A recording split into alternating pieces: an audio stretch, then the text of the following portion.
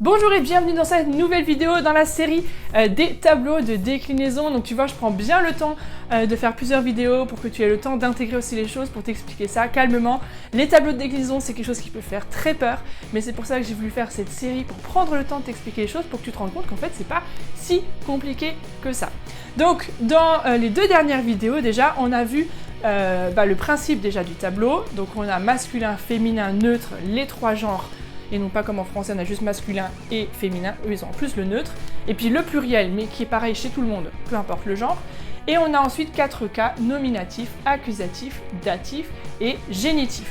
Dans la dernière vidéo, je t'ai déjà expliqué comment se décline l'article au nominatif. On a vu que c'est donc der, die et das, ça reste comme ce qu'on connaît quand c'est le sujet, et on a vu que l'adjectif, si on veut préciser comment est la personne ou la chose dont on parle, l'adjectif prend toujours un E, sauf au pluriel où il prend un N. Alors c'est N ou EN, hein. Par exemple, si tu prends l'adjectif klein, qui termine déjà par un N, et tu veux dire les petits animaux, die kleinen Tiere, tu es obligé de rajouter un EN, tu vois, klein, et de rajouter EN, tu peux pas mettre deux N à la suite, d'accord?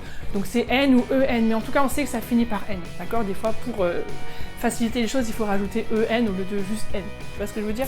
Mais globalement, tu retiens au pluriel, on aura toujours des N à la terminaison de l'adjectif. L'article changera un petit peu, mais pas tant que ça finalement.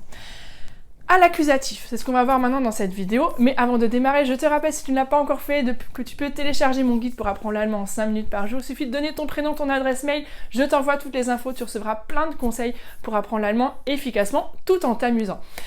Donc aujourd'hui, on va voir l'accusatif. L'accusatif, c'est l'équivalent du COD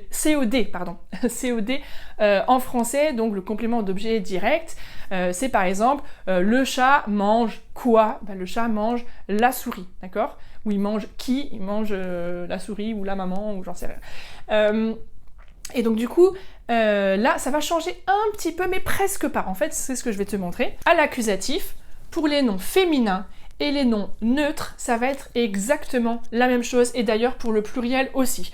Donc en fait, tu vas voir que finalement, l'accusatif, c'est très simple. Je n'ai qu'à recopier ce que j'ai mis tout à l'heure. Donc si on prend quelques phrases pour illustrer ça, par exemple, la souris, le chat mange la souris. Le chat en allemand, c'est die Katze, d'accord? Donc c'est le sujet, puisque c'est lui qui mange. Die kleine Katze, par exemple, frisst. Die frisst was? Frisst wen? Elle mange qui? Elle mange la petite souris. Frisst die kleine Maus. D'accord? Ça va rester pareil, peu importe que ce soit l'objet qui est mangé ou que ce soit le sujet qui mange. Au féminin, ça reste pareil. Das alte Tier, le vieil animal, frisst die kleine Maus. Die kleine Katze frisst das kleine Tier. D'accord? Le petit chat, donc c'est féminin en allemand, mange le petit animal. Ça reste pareil. Donc tout ça, ça reste pareil. Et d'ailleurs, c'est souvent là que les profs d'allemand disent parfois à l'image que tous les œufs restent dans la casserole. T'as déjà entendu ça?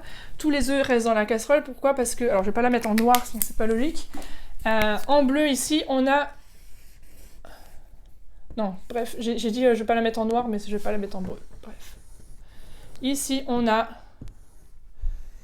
une casserole. Alors oui, je sais, il faut un petit peu d'imagination pour la voir. D'accord? Voilà, hop.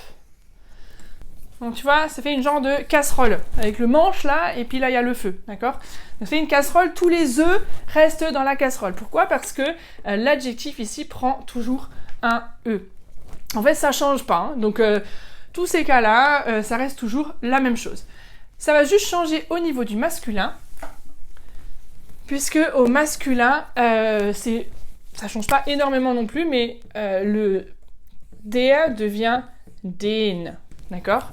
Donc si c'est par exemple le chat qui mange le chien, c'est der Hund, mais comme là le chat mange le chien, il mange quoi?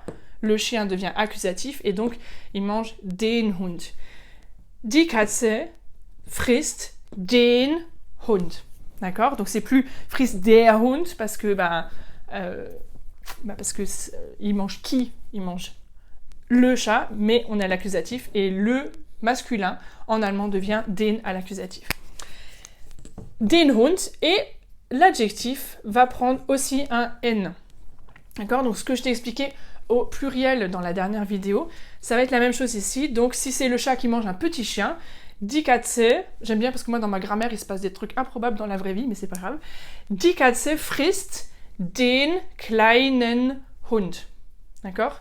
Die Katze frisst den kleinen Hund. Et ce N, ce qui est très pratique, c'est qu'on va le retrouver partout, partout, partout, partout, partout, partout, partout, partout, partout, partout, partout, partout, partout, partout, partout, partout, tant qu'on n'est pas dans la casserole. D'accord? Donc dans la casserole, on a des œufs, et tout le reste, l'adjectif prend toujours un N. Donc c'est quand même facile de voir ça comme ça. Pour te donner quelques autres exemples aussi de phrases, parce que là on est resté toujours un peu dans le chien et le chat. Par exemple, tu peux aussi dire, par exemple, si tu veux quelque chose, ich möchte den kleinen Hund. J'aimerais ramener le petit chien à la maison. Ich möchte was? Je veux quoi? Donc accusatif. Den kleinen Hund mit nach Hause nehmen. Ou bien ich möchte... j'aimerais manger, j'ai toujours envie de manger, moi je dois avoir faim pour dire des exemples comme ça, mais j'aimerais voir la mer. Ich möchte das schöne Meer sehen können. Das Meer, et j'aimerais voir la belle mer. Alors pas ma belle-mère, mais la mer. Bref, je suis en train de vous embrouiller avec mes exemples. Par exemple, si tu veux aller voir les montagnes, der Berg, la montagne, hein, der Berg. Ich möchte, je veux voir quoi? Ich möchte sehen, je veux voir la montagne, mais ich möchte was, donc c'est accusatif. Der Berg, ich möchte den Berg sehen. Ou bien, au pluriel, ich möchte die schönen Bergen sehen. D'accord? Et donc là, d'ailleurs c'est très pratique. Ça, c'est une petite technique que m'a donnée une prof d'allemand une fois au Goethe-Institut en Allemagne. Quand tu ne sais pas entre der, die, das et tout ça, tu utilises die et puis le N à la fin. C'est très pratique. Tu veux voir la montagne, der Berg, die Berg, das Berg. Ich möchte die Berge sehen. Hop, tu le mets au pluriel et ça passe beaucoup mieux. Donc ça, c'est une petite technique très pratique. Dans la prochaine vidéo, je t'expliquerai comment ça se passe avec le datif.